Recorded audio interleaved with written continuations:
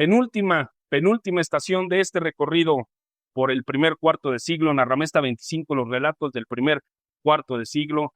Ya llegamos al año 2024, estamos ya a nada de concluir este proyecto que se dedicó a hacer una suerte de breve memoria histórica acerca de los principales acontecimientos a lo largo de estos primeros 25 años del siglo XXI, en los cuales exploramos algunas narrativas, algunas que llegaron para quedarse, algunas que generaron unos procesos importantes y que llegan hasta nuestros días. Mi nombre es Alejandro Arroyo. Tengo, como siempre, el gusto de saludar a mi querido hermano Zach Puertos. Zach, ¿cómo estás? Hermano, a toda máquina, ya estamos en la yarda 5, casi para anotar. Primer y gol. Sí. Vamos a ir cerrando muy bien, vas a ver.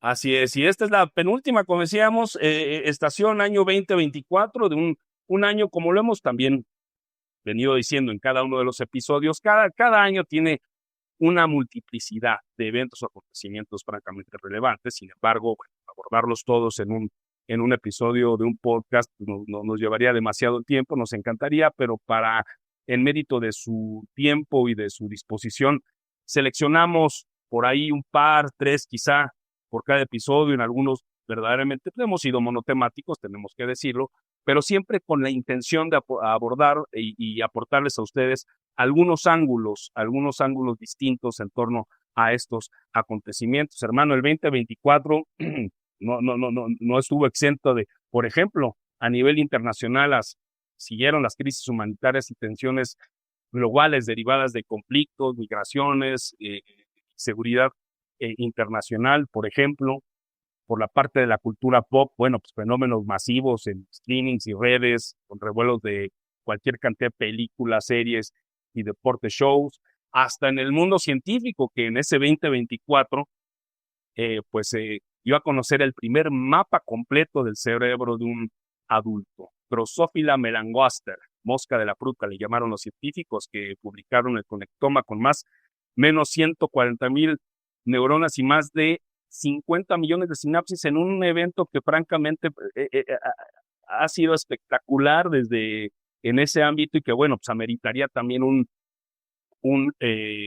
episodio completo para entender un poco o seguir entendiendo la estructura de las redes neuronales que por sí solas pueden gobernar la actividad cerebral. O sea, muchos acontecimientos, hermano. No, hombre, imagínate este avance científico, este mapeo, que déjame decirte, a pesar de haber trabajado en ello, hay gente mononeuronal, ¿eh? Un neurona. Sí. Es lo que hemos revisado un poco a lo largo de estos 25 años, ¿no? Que ciertos aditamentos, ciertos instrumentos digitales como que han reducido, y eso ya desde una perspectiva un poco más aterrizada, se han ido reduciendo la cognición, ¿no? Sobre todo en las nuevas generaciones. Algo que tú retuiteaste y ahorita te lo voy a decir, doctor, esto de cómo los cortos en redes sociales, los videos cortos, reducen sustancialmente la cognición en quien. Entonces es bien interesante cómo todos estos fenómenos, pues al final del día son un desafío, porque con todo y todo, pues vamos, llegaron para quedarse. Sin embargo, como que hoy la resistencia es precisamente ver cómo equilibrar esos aspectos. Pero el 2024 aquí en México, bueno, pues es fue el año de la elección presidencial, la transición del poder, el cierre de la vida pública de un líder social, la verdad, más relevante muy probablemente del primer cuarto de siglo en México, y la llegada de una nueva administración. Y para ello recibimos aquí en la Rapesta a no solo dos grandes amigos, son dos grandes expertos, dos grandes profesionales, gente que ha estado inmiscuida en la política desde muchas perspectivas, expertos en la administración pública, expertos en la comunicación, vaya, conocen muy bien. Los quiero saludar particularmente, mi querido doctor Roberto Castellanos, te saludo con muchísimo gusto. ¿Cómo estás? Bien, muy bien, querido Alejandro, con muchísimo gusto estar de nueva cuenta aquí contigo, con Isaac y, por supuesto, compartir el espacio con Efraín. Muchas gracias por la invitación y encantado. Y también saludo a mi querido maestrazo de mi vidaza, de veras, querido Efraín Delgadillo. Como siempre, un gusto recibirte, un gusto conversar contigo. ¿Cómo estás? La verdad que estoy muy bien. Decía Isaac que estamos en la yarda 5. Para mí estamos en la novena entrada y esto no se acaba hasta que se acaba. 27 outs. En el 24, fíjate que fueron campeones los Dodgers. Tu equipo, el equipo de El toda tu equipo de los vida. Dodgers, el equipo de mi vida. Y este año, ¿verdad? También fueron campeones los Dodgers. Repitieron, sí. Sí, repitieron. Entonces, esto no se acaba hasta que se acaba, querido Isaac. Y fíjate que además, en el 24, si ustedes se acuerdan el primer día, ¿qué pasó en el primer día del 24? El temblor en Japón. Nos despertamos con la idea de que tembló en Japón, ¿verdad? Y entonces, entonces dijimos, va a haber un temblor en esta lógica de la conspiración, que iba a haber un temblores en México y en todas partes, pero la verdad es que ni pasó nada, el único, ni un temblorcito, ni nada. Lo que sí hubo fue los incendios en Sudamérica, eso sí estuvo muy feo, en Brasil. Otra cosa, pues fue lo de Etna, ¿no? Que estuvo tremendo, lo de las lluvias y estuvo muy, muy, muy feo. A nivel mundial sí estuvo muy, muy, muy movido. Yo recuerdo, tú sabes que a mí me encanta la música, un fenómeno que pareció mundial, que fue lo de Taylor Swift. Fue Claro, los Swifties, todo ese movimiento poderosísimo. tremendo, tremendo. Pero pasó algo pequeño, pero muy potente, que lo estamos reviviendo ahorita y que está trayendo significado, que fue el surgimiento de un grupo musical en España que se llama Madre de Hakuna, no sé si se acuerda, Sí, que claro. terminaron cantando en el Vaticano.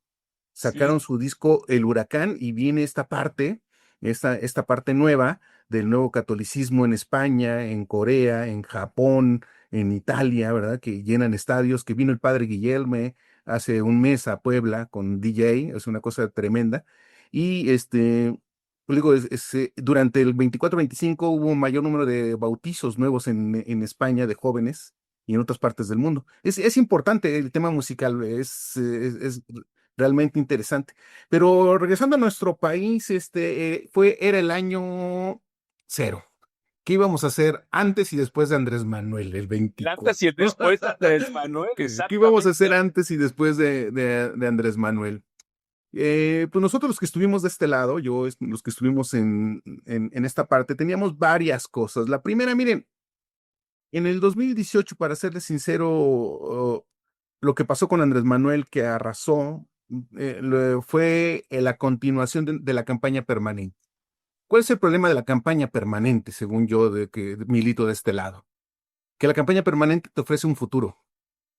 Ese es el primer punto. O sea, la campaña permanente te dice que vamos a estar bien, que todo va a estar bien, es la promesa del reino. Por eso con cariño yo le digo a Andrés Manuel P. Jehová, porque nos está prometiendo el reino, ¿no?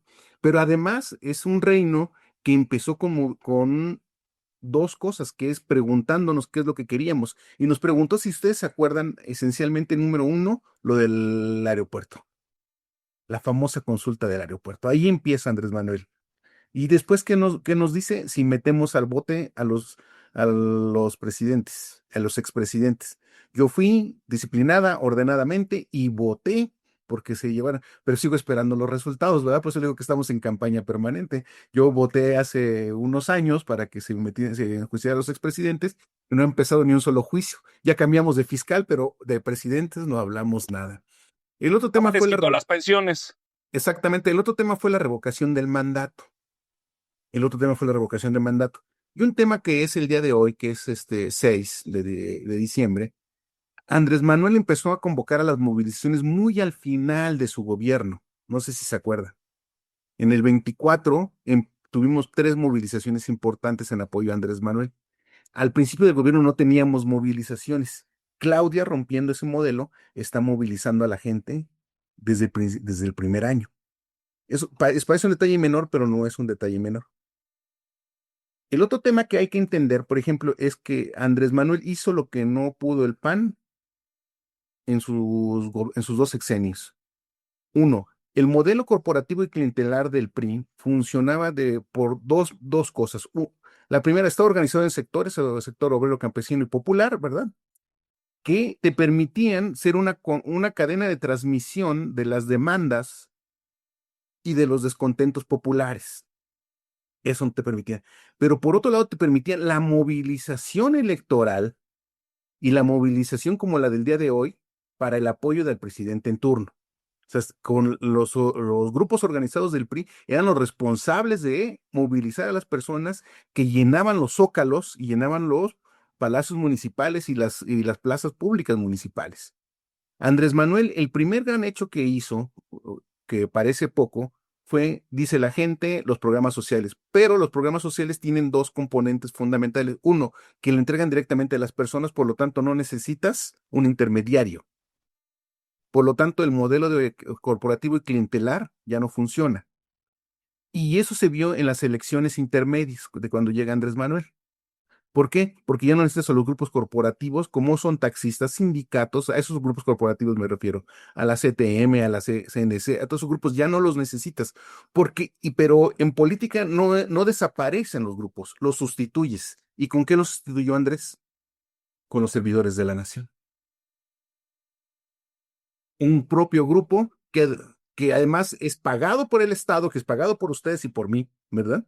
Que andan llevando el mensaje y la buena nueva del Señor Jehová a los pobres. Y la buena nueva es que no te vas a morir de hambre, que vas a tener por lo menos tu pensión y que cuando envejezcas vas a tener una pensión también. Esa es la buena. Aquí hablamos de un metarrelato, ¿no? Ujú. Y aquí hablamos de, al final del día, que en esta construcción narrativa 2018-2024 hay un giro de tuerca bien, bien importante. Más allá de filias y fobias, hay un giro en el que incluso hasta la conversación pública se impregna de nuevos lenguajes, ¿no? Simple y sencillamente el mote de la 4T, ¿no? O sea, hay la 4T, ¿no? El movimiento, la idea de la transformación, la idea de la dicotomía fifís chairos, es decir, hay toda una reconfiguración del lenguaje. Doctor Castellanos, para ti, en este 2018-2024, en este recorrido que estamos haciendo una suerte como de mapeo general del obradorismo, para ti, ¿cuáles serían los aspectos, no sé si esenciales, pero sí relevantes, en los cuales una narrativa como la del obradorismo llegó y vaya, permeó de una manera francamente importante en términos socioculturales? Sí, a ver, yo creo que digamos, aunque estamos hablando del 2024, en realidad lo que sucede política y electoralmente en el 2024 no se puede explicar solamente a partir de lo que pasó en ese año. Claro. La posibilidad del triunfo abrumador que tuvo Claudia Sheinbaum en las elecciones presidenciales de ese año, y por supuesto, digamos, el voto que también de alguna manera existió el que fue importante, aunque menor que el de la presidencia en el Congreso, eh, solamente se explica, pues si uno entiende lo que sucedió en los 6 años previos, incluso tendríamos que un poco pensar desde la fundación misma de Morena, ¿no? En el 2015. Yo creo que discursivamente, quizá el dato en términos globales más importante es que el proyecto político que plantea Andrés Manuel López Obrador y que le da continuidad a Claudia Sheinbaum es el proyecto político de construir un nuevo régimen. De eso se trata. En eso hemos estado inmiscuidos en los últimos, pues si consideramos 2015, el nacimiento de Morena como el arranque un poco del proceso, pues los últimos 10 años. Y a eso se abocó en realidad, en buena medida, el sexenio de López Obrador, al ser el cambio de régimen. Ustedes han mencionado, el cambio de régimen han mencionado varios elementos. El hecho de la eliminación de los intermediarios, me parece que es parte de la consolidación de este cambio de régimen, pero también de una manera particular de entender la política. Una política mucho más personalista. Yo creo que un elemento clave del régimen obradorista o del obradorato, como algunos le llaman, em, y especialmente de él, creo que eso no se ha repetido todavía tanto en el caso de la presidenta Claudia Sheinbaum, es la idea más personalista del ejercicio de la política. Algo que la verdad no habíamos visto en muchísimas décadas.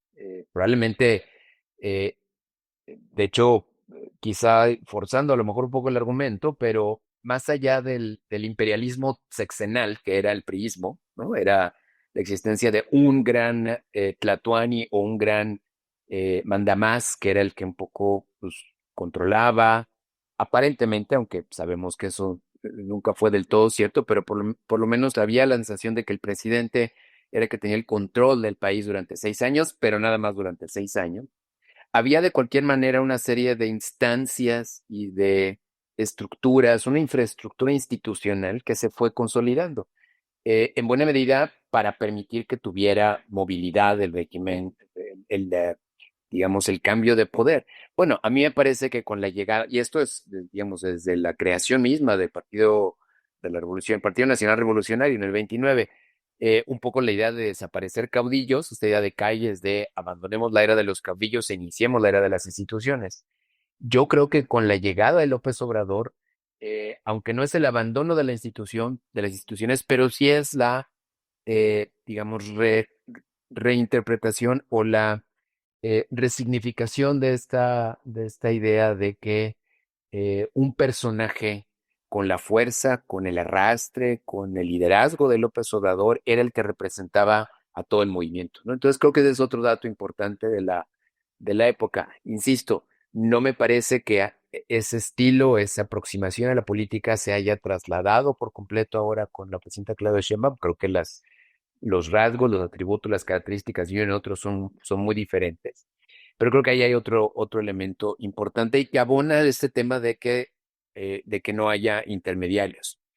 Creo que Efraín decía algo también importante, no es que de pronto hayan desaparecido los actores políticos que antes eran intermediarios entre el poder político y la ciudadanía, los sindicatos, incluso los partidos políticos, ¿no?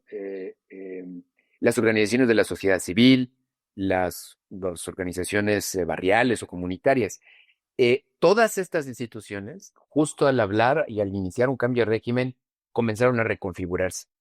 En el ámbito del sector sindical, por ejemplo, tenemos a un Pedro Ace, que ahora un poco tiene a veces, de pronto las funciones o digamos, el ámbito de influencia o funciona, opera un poco como en algún momento operaba la CTM, pero claro, no con la fuerza ni con el alcance que llegó a tener en su momento esta central de trabajadores. Em, y luego, a partir de finales del sexenio de López Obrador e inicios de también las organizaciones de la sociedad civil han comenzado a reconfigurarse, y así paulatinamente, pero lo que sí es cierto es que de pronto parecía que era el presidente con su pueblo, eh, digamos, conduciendo el país hacia una nueva transformación. Creo que ese es el principal, diría, elemento, es que significa o que le da contenido discursivamente, narrativamente a este periodo. Estamos en un proceso de cambio de régimen y como todos sabemos, esta nueva administración de lo que trata es de continuar ese proceso y agregarle cosas que probablemente quedaron inconclusas del sexenio pasado y agregarle algunos matices, porque a mí tampoco me parece que haya grandes cambios. Adelante, Fran. Para empezar el 24, mira, yo no creo, no estoy tan convencido que sea un cambio de régimen. Y no Ese era estoy- un punto importante que no, quería no es, tocar. no es un, Porque, no es un porque cambio de régimen por varias razones. Y la primera que te diré ¿por qué es, no lo sería? Cuéntanos. lo primero sería, tuvimos una precampaña en la que todos sabíamos que la elegida era Claudia. Por eso la campaña es Claudia. Así empezamos la campaña, es Claudia. ¿Por qué? Porque en un cambio de régimen, teníamos un régimen presidencialista. Eso no ha cambiado. Yo le preguntaba hace rato a Alejandro, le preguntaba a Isaac, dime un funcionario público que haya sido electo por el Parlamento, salvo el fiscal que fue propuesto ahora mismo por Claudia. Entonces estamos en un régimen presidencialista absoluto donde la presidenta y el presidente anterior nombran a sus amigos o a los que son cercanos a ellos. No hay un régimen parlamentario. El presidente, yo con mucho respeto le digo para Claudia, yo soy de Claudia, yo estoy en Morena, pero esto no ha cambiado. O sea, siguen poniendo de acuerdo el presidente y imagínate, se va a elegir 17 gobernadores en este año, próximamente. ¿Tú crees que Claudia no va a intervenir para decidir quién van a ser los gobernadores? Sí, que Andrés definitivo, pero no hay Manuel un no, cambio institucional, no hay un cambio querido Efra. institucional. Andrés Manuel hizo cosas que no le pedimos, por ejemplo, acabar con el INE. Hizo también acabar con el... En el 24, por ejemplo, vimos la reforma judicial, nadie se la pidió, fue una ocurrencia de él. Y eso no transformó el sistema político mexicano. Eso no lo transformó, sigue siendo el mismo sistema político mexicano, igual, más ahora con un presidencialismo muy fuerte. Entonces, empecemos, mira, yo digo, el 24, que es el año en el que nos ocupa. Tenemos un régimen presidencialista, y entonces, ¿qué es a lo que vas a apostar para hacer una precampaña? A que Andrés Manuel, en lugar de apuntar para allá, apunte para acá. En el régimen de la monarquía, de la presidencia imperial que mencionaba el doctor Roberto, nos decían que el momento de mayor fortaleza del presidente y es un momento de mayor debilidad porque es cuando nombra a su sucesor. Cuando nombra a su sucesor es el momento en el que dice, no me importa lo que todos opinen, yo resuelvo y por lo tanto yo nombro a fulano de tal o en este caso a fulana. Y en ese momento su poder empieza a decrecer. Eso no pasó con Andrés, pero sí pasó el nombramiento de alguien. Entonces, hicimos una suerte de precampaña en la que, si ustedes se acuerdan cuál era el término que usaban, las corcholatas. A mí me pareció francamente ofensivo. Entonces, hicimos las precampañas que eran a través de, ¿qué? De encuestas, ¿no? Entonces, eso no es un cambio de régimen. A mí me parece que la izquierda elija a sus candidatos a través de una encuesta, no estamos eligiendo, no es un concurso de popularidad, pero es una cosa que define el gobierno de Andrés y que define lo que está haciendo Claudia. Popularidad no significa capacidad de gobierno. Popularidad no significa eficiencia, mucho menos eficacia. Entonces, cuando mis amigos de Morena me dicen, Efraín, es que tenemos el 72, 75% de popularidad y aceptación, eso no quiere decir que sean buenos. Eso no quiere decir que estén gobernando bien. Quieren decir que son populares, ¿verdad? En México, las canciones más populares en el 24, les decía, fue Peso Pluma. ¿Eso quiere decir que sea la mejor música? No, definitivo. De verdad, de verdad que No no. es tan mala, tiene cosas buenas. No, yo lo he intentado escuchar y no. Bueno, entonces yo digo, a ver, tenemos un país de 130 millones en el 24, 130 millones. Teníamos más o menos, por el orden, yo no recuerdo, creo que 100 millones de personas estaban empadronadas, ¿no? Algo así. Casi 100, Casi 97. 100. Casi Casi 100. 97, ¿no? Y entonces tuvimos una votación de 61%, por ahí más o menos recuerdo, ¿no? De ese 61%, que es son 60 millones, Claudia metió la friolera de casi 40 millones de votos. Casi 40 millones de votos, compañero.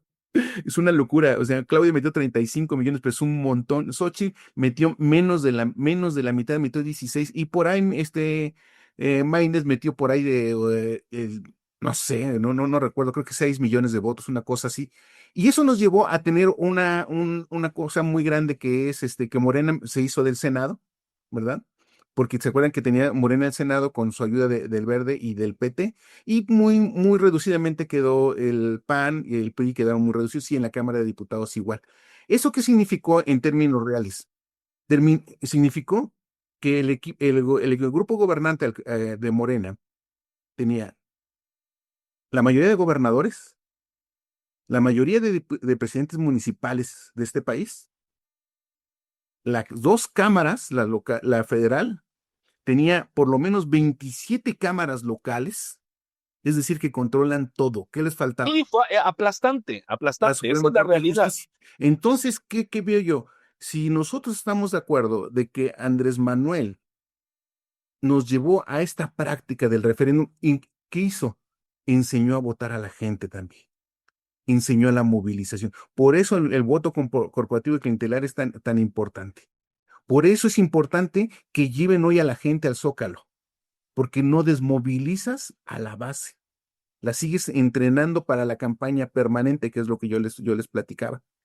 Y otra cosa, fíjense, Andrés Manuel estuvo a punto de no cumplir sus promesas, pero por dos factores externos. Los 2 años de Trump, ¿se acuerdan? Y la pandemia. Y la pandemia. Cuando llega Claudia, que llega muy bien, digo yo, llega arrasando, como llega cumpliendo con las expectativas de la gente. No, yo me quedé corto. Yo pensé que iba a, a ganar, pero no pensé que iba a ganar con tal amplitud. Pero llega con un modelo de gestión ya muy aceitado, no sé si me explico. O sea, ya llegan con las pensiones elaboradas. Llega ya con el modelo de seguridad de abrazos, no balazos. En el 24 también recuerden que se nos va el Chapo.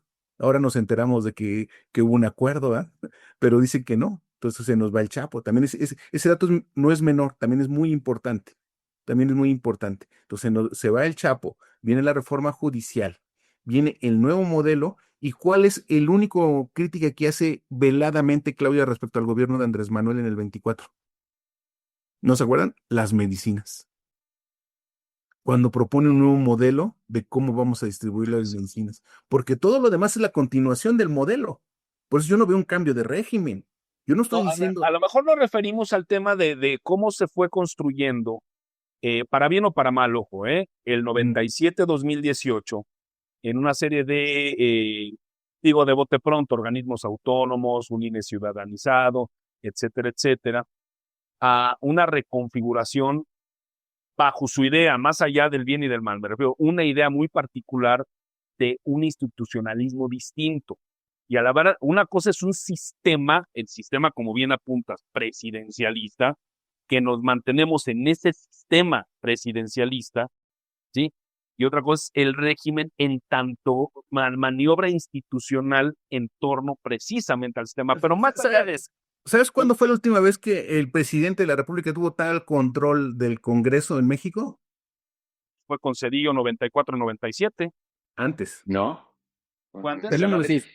1982. Sí, de la Madrid. O sea, el priismo Ah, claro, con una mayoría de esa naturaleza, sí. aplastante. Sí, sí, sí, sí, sí, sí, sí. Sí. Totalmente. ¿Qué otra incertidumbre tiene Claudia en el 24? Y ahí hay que reconocerle mucho a mi Clau. Se acabó el superpeso. Se acabó el superpeso. Teníamos el superpeso, ¿se acuerdan que íbamos y de repente se detuvo? Y eso es un factor importante. Entonces, dos factores externos le afectaron a Claudia en el 24. Uno, lo de Trump. Y dos, Trump y lo del fentanilo, la crisis del fentanilo. Porque Antes de abordar esta parte, querido Efra, quisiera abordar con ustedes, doctor, si me lo permites, hay una reflexión. Desde luego es un mare magnum el que se vino en el 24, en muchos sentidos, los números están ahí, son irrefutables, con sus asegúnes en materia legislativa, pero bueno, más allá de eso, es muy claro el mare magnum. ¿Cómo logró rebasar o qué, en dónde se quedó una oposición que francamente, a qué grado no es avasallador narrativamente vamos a llamar el obradorismo, que hasta es una oposición moralmente derrotada en todos los sentidos desde donde se le vea, porque es una oposición que le robaron, si me permiten así de bote pronto, cualquier aspecto de atractivo político respecto a un electorado que no vio, ya no digamos en Xochitl, ya no vio en muchos una suerte de conexión a grado tal que pues estamos ahorita en esta circunstancia. Para ti, qué pasó ahí en esa parte de la oposición? ¿Habrá algo ahí que perdieron? ¿Hubo algo que no configuraron? ¿Fue sorpresa realmente? A veces me da la impresión que no fue tan sorpresivo, dice Efra, y pues, sabíamos que iba a ganar, pero no con tanto. En tu perspectiva, ¿qué pasó ahí?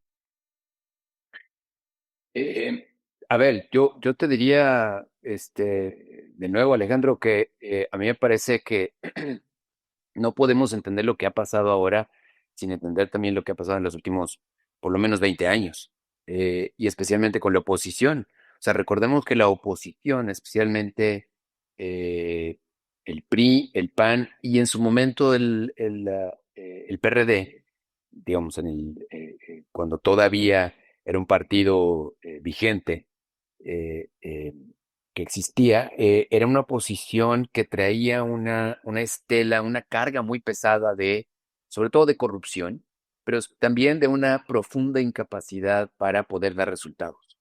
Yo creo que si algo al que digamos, tener muy claro respecto a lo que sucedió en estos últimos años es que el proceso de transición a la democracia fue muy exitoso en términos de construir nuevas reglas para ordenar el funcionamiento de la vida electoral y sobre todo para darle cauce pues, a los distintos formas, a la pluralidad del país.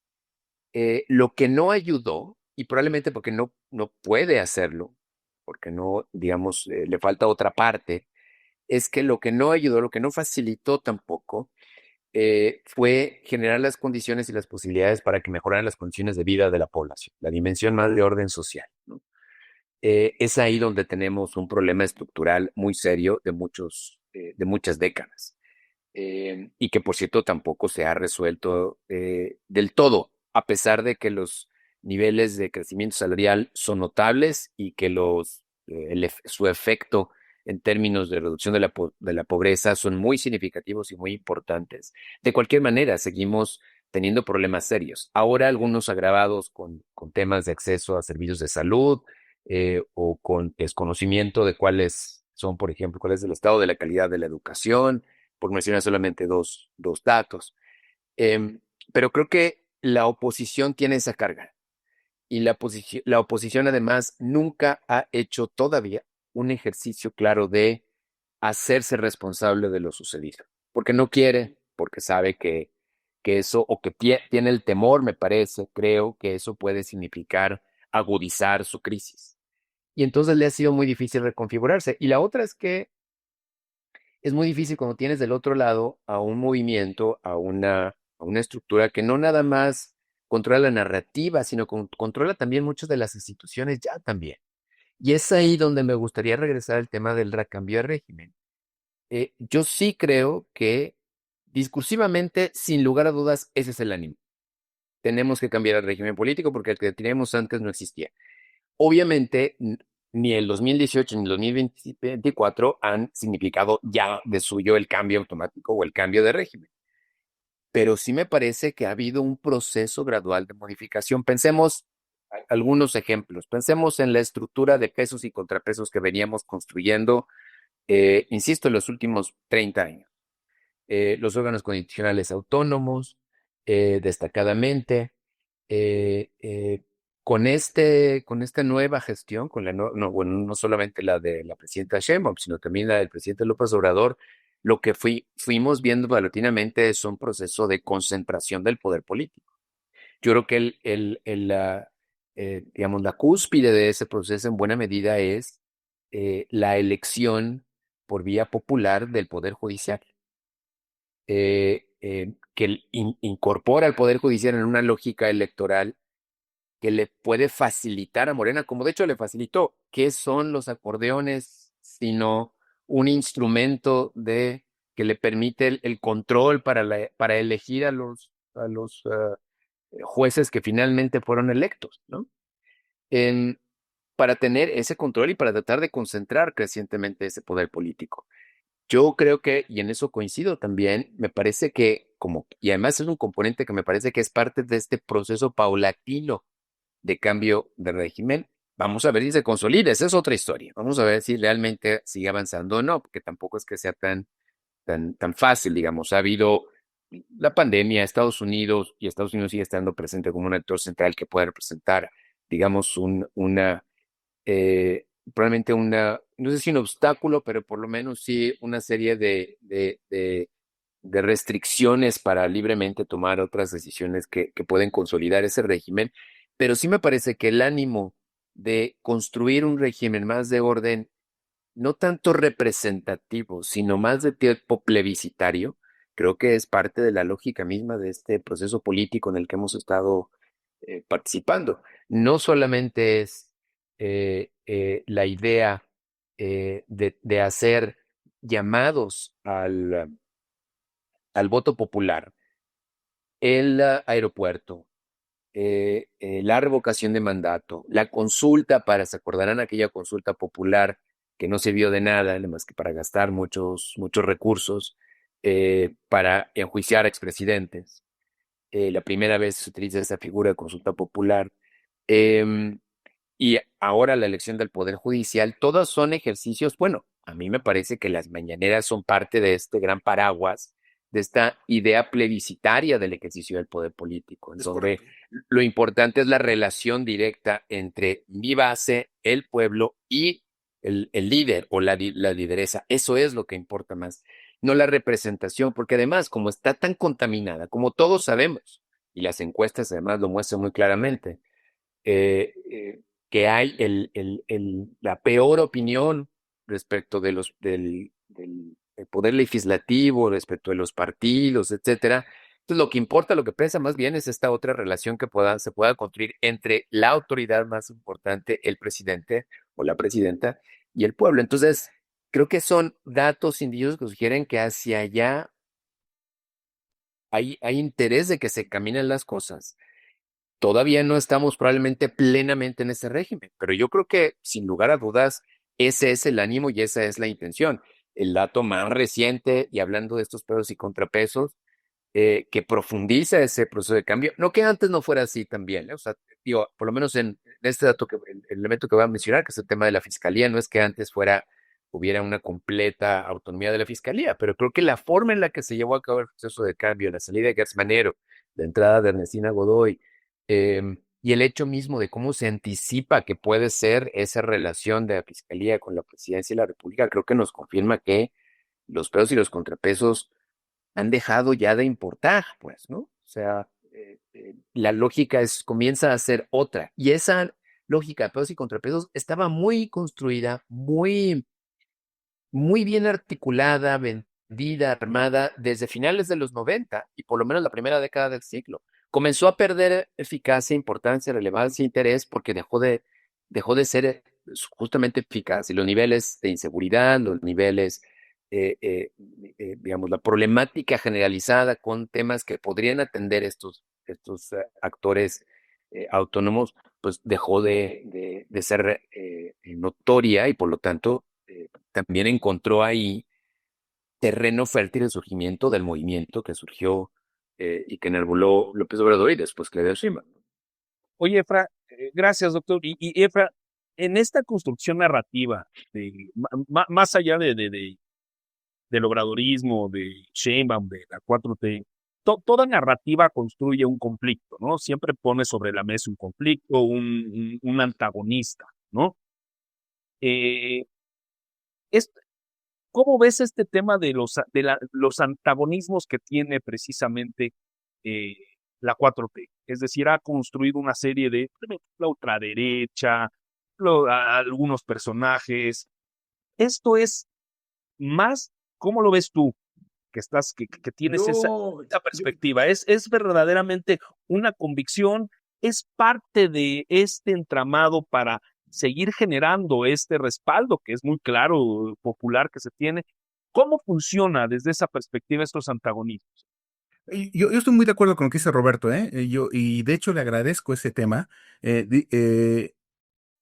Tú necesitas al otro, lo necesitas. Si la narrativa de Andrés Manuel no pudo haber sido exitosa sin los errores que cometió la oposición, eso es absolutamente claro.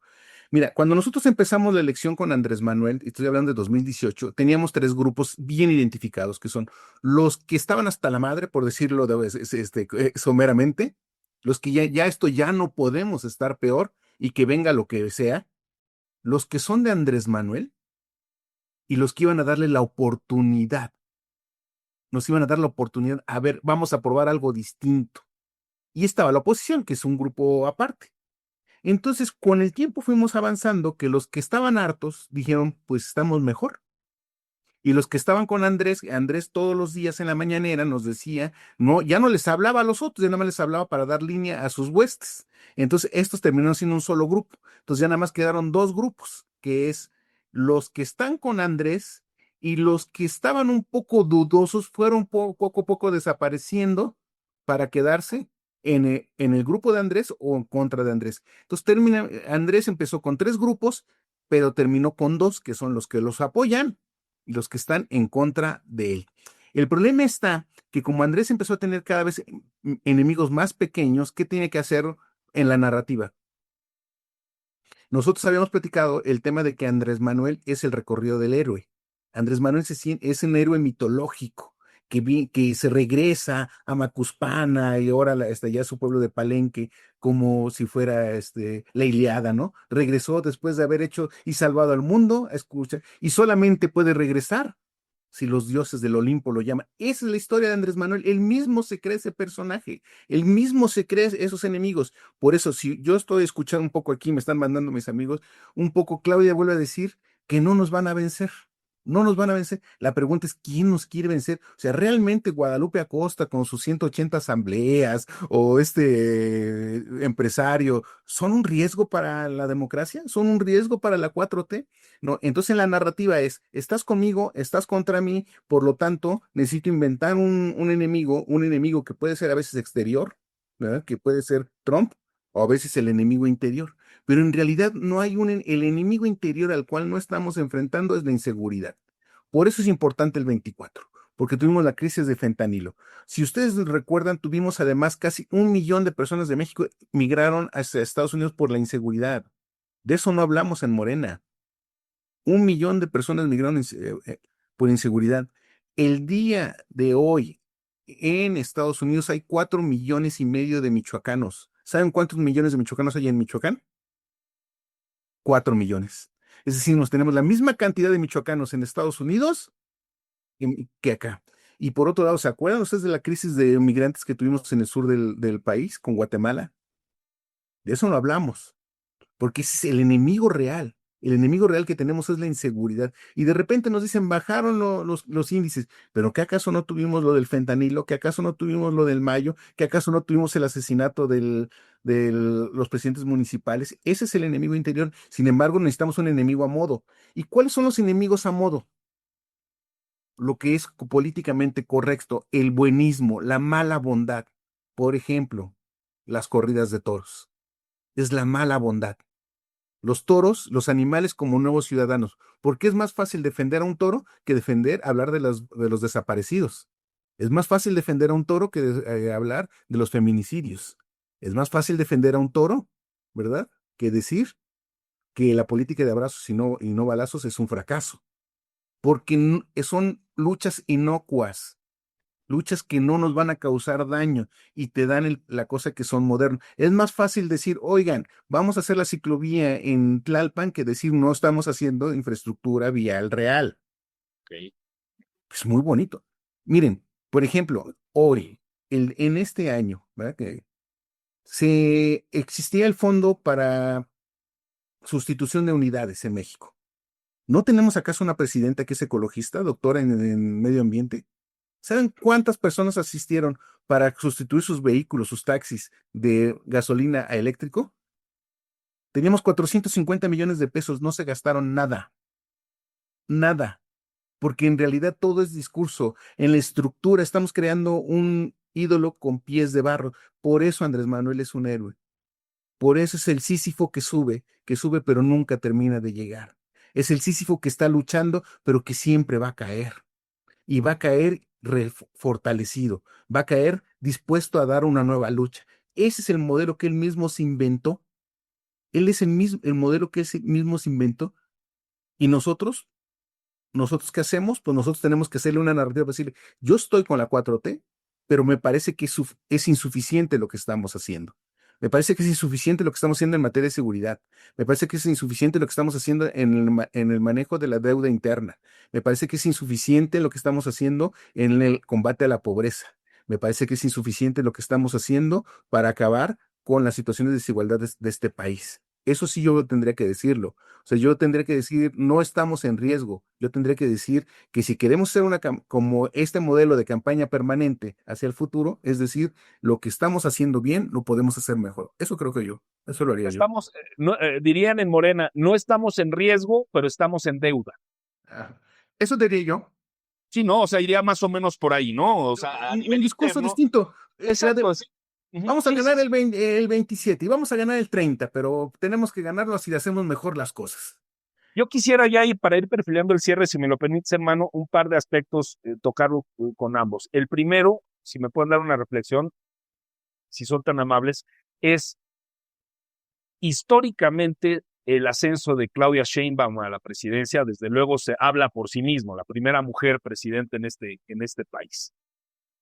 Y trae desde luego consigo una narrativa particular, más allá de todo el acompañamiento del obradorismo, que desde luego es un traje que, vamos, que trae tatuado, ¿no?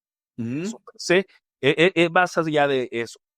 Claudia Sheinbaum, primera mujer presidenta de la República. Maravilloso. Hay una nueva narrativa. A ver, Efra, y después, querido Roberto. A ver, venga, Efra. Pues no hay una nueva narrativa, yo más bien es abandonamos nuestra vieja narrativa. Te voy a decir 3 datos, y le decía yo a Isaac hace rato, fueron campeones los Dyers, causó felicidad en el mundo beisbolero mexicano, pero también fue campeón en la América, ¿eh? 2 veces. Tus equipos, cabrón. Claro, no, parece poco, pero no lo es. Y no, pues. Y llenaron el Zócalo con ningún grupo de música que te obligue a pensar. Fue el Grupo Firme, son modelos de cultura que promueven el que yo quiero ser rico, yo quiero estar bien y que no me importa el bienestar de los demás. Parece poco, pero no lo es, porque la cultura que está... Ustedes díganme, ¿cuál es el gran proyecto cultural de Claudia o de Andrés Manuel? El modelo de desarrollo cultural no hay. Entonces, no estamos teniendo una nueva narrativa, estamos teniendo una narrativa destructora de lo que importa, y por eso me parece una aportación increíble la de Roberto, no importa lo que destruyamos, mientras tengamos una política plebiscitaria, dijo él, donde yo siga ganando las elecciones, lo demás no me importa. Y eso es lo que los que somos de Morena, los que estamos del lado de la izquierda, tendríamos que cuestionarnos, porque no es a cualquier precio, no es a cualquier precio. Es al precio de construir unas cosas.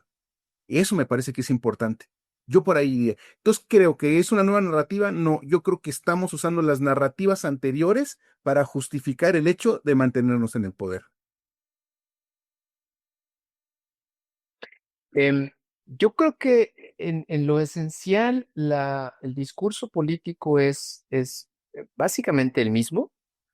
La idea de es la cuarta transformación, insisto, discursivamente supone un cambio de régimen, que es suficientemente, esto también hay que decirlo, son conceptos de pueblo, el de democracia, a veces son suficientemente vagos como los usan, como para que, dependiendo del contexto, del momento, incluso del interlocutor, puedan tener variaciones, aunque fueran matices, o sea, porque no es la idea de democracia estrictamente electoral, procedimental que se tenía hace 20, 30 años, en fin, para hablar de solamente uno de otros conceptos.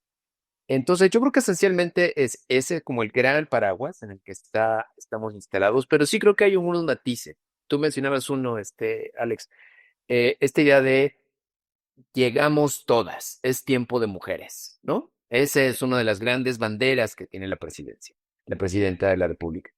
Em, y creo que también es, digamos, cuestionable, es un poco parecida, bueno, relativamente a la idea que originalmente también planteaba el propio López Obrador, en el sentido de que, em, perdón, pero es que está entrando una llamada y no puedo, perdóneme, perdónenme, discúlpenme. Este,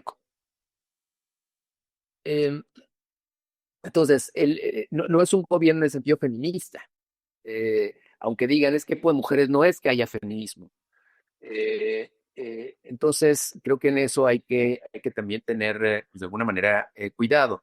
Creo que también hay esta idea narrativa de que al haber llegado una persona con un bagaje, y esto es algo que decía Brian, con un bagaje científico, con un bagaje, digamos, técnico, entonces el gobierno tendrá un mayor énfasis hacia allá. Yo creo que eh, todavía no podría yo plenamente, digamos, coincidir con la evidencia que hay disponible, en que ese es un poco uno de los cambios. Yo creo que más bien es la reiteración de ciertas prácticas y formas particulares de hacer política.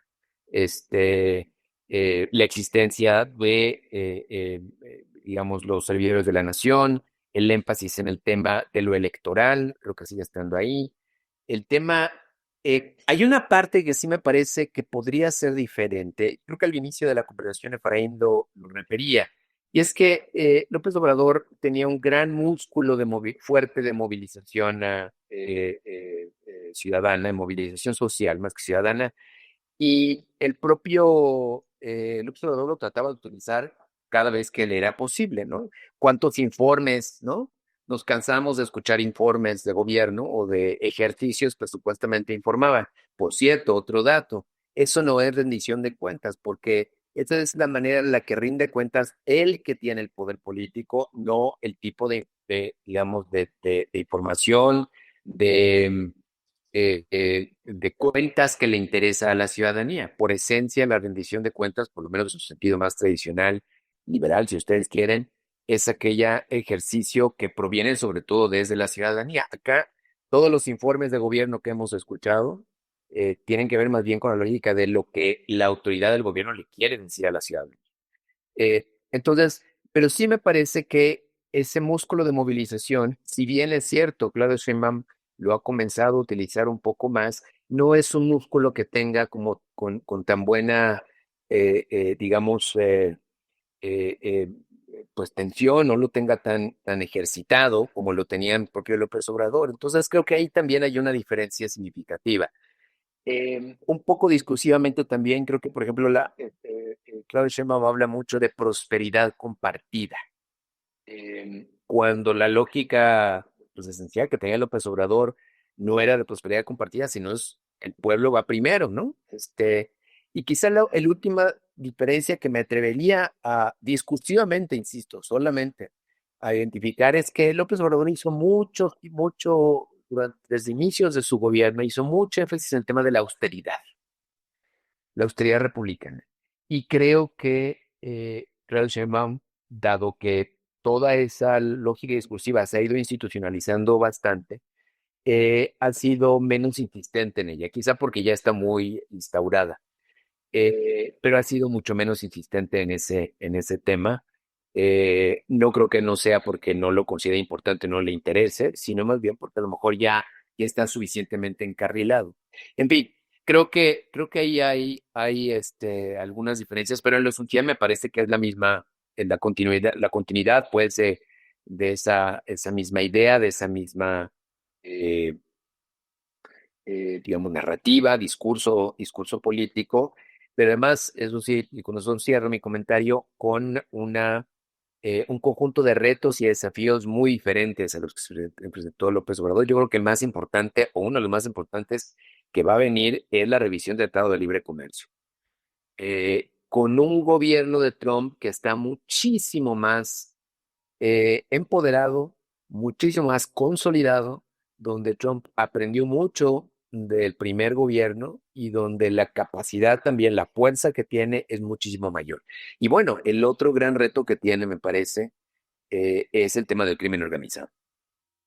Y ahí, en el tema del crimen organizado y su imbricación con muchos sectores del poder político, sean o no sean de Morena, aunque como en su mayoría Morena es quien, digamos, está colocado en instituciones de poder político, creo que, digamos, tiene una responsabilidad mayor, me parece, pero creo que ese es el otro gran tema que no solo vamos a ver cómo maneja discursivamente, pero donde tendrá tarde o temprano que dar resultados, porque no sé si vaya a haber discurso narrativa que sin resultados aguante el 2027 y por supuesto 2030, ¿no? Vamos a ver. ¿Qué lección nos deja el 2024 como conclusión final, querido Efraín? Pues varias. Miren, la primera, yo sí les insisto en que Andrés Manuel está metido en su narrativa del héroe, ¿verdad? Ya se retiró y va a regresar resucitado para darnos ideas de cómo resolver la vida. Eso es Andrés Manuel, ¿no? Vino, se enfrentó a los desafíos del mundo, se transformó en un ser divino, se fue a su pueblo y va a regresar a través de sus videos a decirnos, esta es la salvación. Pero en términos reales, la narrativa va a cambiar. En el gobierno federal hay una cosa que nosotros llamamos el nado sincronizado. ¿Qué es el nado sincronizado? Es el nado sincronizado de los medios y de los repetidores oficiales de Claudia, que poco la ayudan, porque solamente repiten la idea que les dan ciertos asesores. ¿Cuál es el nado sincronizado de Claudia? En este momento estamos fuertes y no nos van a derrotar. ¿Quiénes? No nos dicen quién nos van a derrotar. Pero para el 25, el mensaje, y esta es una primicia que les doy a ustedes, es somos los jóvenes.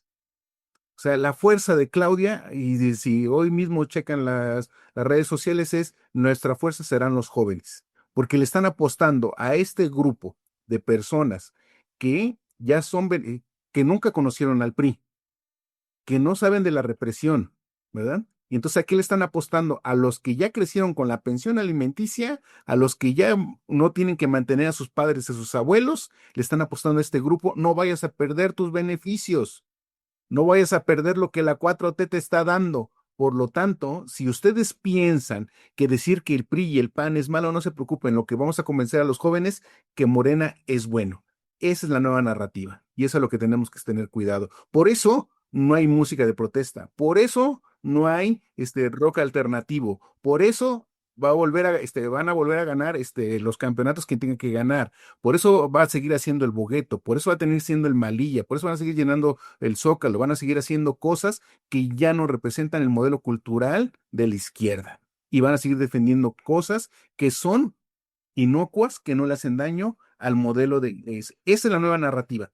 Y tengamos atención, tres cosas van a ser, el modelo narrativa y hasta por colores. Vamos a ver una disminución del guinda y lo vamos a ir viendo un poquito más rosa, porque llegamos todos, vamos a ver un poquito más rosa. Segundo, vamos a acercarnos un poco más, y lo verán, a los colores de rosa y a las letras no tan limpias como en Estados Unidos. Vamos a ver un resurgimiento del modelo de diseños más mexicanos y un poco tirándole oriental.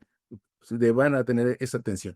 Y por último, vamos a ver unas campañas dirigidas completamente a los jóvenes. Eso es lo que viene en el 25. Interesantísimo, querido. Para muchísimas gracias, querido doctor. Una reflexión final. Pues tú me preguntabas, Alex, ¿cuál fue digamos, la gran, como lo que nos dejó el 24? Yo creo que nos dejó, políticamente hablando, nos dejó el avance en la consolidación de una nueva hegemonía. Eh, yo creo también que nos deja la sensación, la idea de que esta nueva hegemonía tampoco es una hegemonía que ha logrado resolver los problemas, incluso llevando ya 6 años de gobierno. Yo creo que nos deja también es el arranque de pues un nuevo devenir que anticipa, al menos en principio, la profundización de esa hegemonía, un poco más de concentración del poder político, pero no necesariamente, y eso es digamos, el gran, no nada más desafío, sino el gran riesgo, la gran complejidad que tiene esto, que esto no necesariamente significa, como a lo mejor podría haber significado hace algunas décadas, mayores posibilidades de solución de los problemas que tenemos. Antes bien, podría significar mayores vulnerabilidades. Un gobierno o un poder que está demasiado concentrado supone que si hay una inestabilidad en ese corazón de ese poder político, el resto puede también tener una fragilidad muy significativa, mientras si está más disperso en distintos ámbitos, eso puede darle mayor solidez al sistema en su conjunto. En fin, creo que eso nos deja. Yo quiero también pensar optimistamente y saber que aún hay un buen número de espacios en los que todavía es posible pensar, sentir, vivir el pluralismo, la libertad de expresión. O sea, creo que esos espacios, aunque están por momentos siendo acosados, yo creo que por distintos, digamos, actores y personajes, no riego únicamente a los oficiales, yo creo que todavía hay espacios desde los cuales se puede construir y hacer cosas interesantes, y oportunidades de cambio. Y en fin, yo creo que la gran lección es esa del 24, y que sigue siendo un país en construcción en muchos aspectos, ¿no? Y que dependerá, pues, de las soluciones que colectivamente vayamos encontrando, el que encontremos un futuro más promisorio. Yo les quiero agradecer particularmente a ustedes el hecho de que una conversación como esta haya tenido, de veras, se los digo de manera genuina, porque luego no es muy recurrente en ciertos espacios, podcast, medios, qué sé yo, esas, encontrar esa capacidad de equilibrio, de mesura, de que independientemente de las filias o de las fobias, francamente, hemos escuchado de ustedes, de verdad, una orientación muy equilibrada, reitero, independientemente de filias y fobias personales. El hecho de que nos hayan acompañado, de verdad, y de la manera en cómo nos han acompañado, y sobre todo con las luces que ambos nos han ofrecido, de veras se los reconozco, se los agradezco infinitamente, hermano. No sé si hayas visto o percibido lo mismo. Hermano, siempre me robas las palabras. ¿Qué es eso? Yo aquí pensando mi cierre y tú te me adelantas. Robándotelo. Habrá notado que estoy calladito porque estoy súper atento y precisamente esa cuestión del equilibrio, de la mesura, de la pertinencia del comentario sin agresión, ¿no? Sin rabia ni violencia, es lo que me ha permitido ver aquí cómo tanto la opinión de Efraín, la opinión de Roberto, pues echan luz a esta narrativa que para muchos en los que me cuento, la narrativa mexicana de la política es oscura y densa, ¿no? Casi de granito, y con estas intervenciones uno puede como más o menos ver por dónde está el norte, el sur, el este y el oeste, ¿no? Yo les agradezco muchísimo que hayan estado aquí. Habrá que repetir, por supuesto, ¿no? En algún otro momento. Así sea. Querido Efra, muchas gracias. Gracias a ustedes. Gracias, querido Roberto. Muchísimas gracias de nueva cuenta. Encantado, gracias a ustedes. Un abrazo, gracias, Efraín. Gracias a todos ustedes. Penúltima estación de este recorrido, la Ramesta 25, los relatos del primer cuarto de siglo. Estamos ya a un episodio de concluir este recorrido, el cual les agradecemos infinitamente. Esperen, falta el cierre. Nos vemos en la próxima. Muchísimas gracias, hermano. Gracias César Huidobro. Gracias a todos los que hacen posible esto. Muchísimas gracias.